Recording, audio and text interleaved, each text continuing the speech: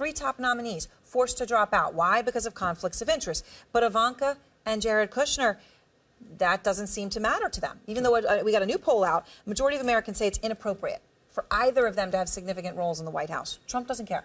Well, it's family, right? And so I think what you see in life anyway, when there's stresses and people go inward, right, and they circle them around themselves, the people most loyal to them, the presidency is the most stressful job. And so I think what you're seeing is Donald Trump at the initial stages of it was reaching out, but now he's going further and further and further and creating a shell. And inside the shell seems to be family and friends. And completely immune. I mean, so, you know, he said a lot of things. Jared Kushner's basically going to run foreign policy. He's doing everything, right? And peace in the Middle East is on the list. And a lot of people have openly scoffed at that, have been very critical. What I was really interested, though, and yesterday I was talking to General John Allen, the retired general, of course, who led the Mideast peace talks for more than a year.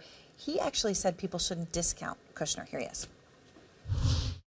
I don't dismiss anyone, Aaron, who has the confidence of the President of the United States. My guess would be that Mr. Kushner has, given his business background and given the success that he's had as a businessman, my guess would be that he's going to surround himself with a lot of talent.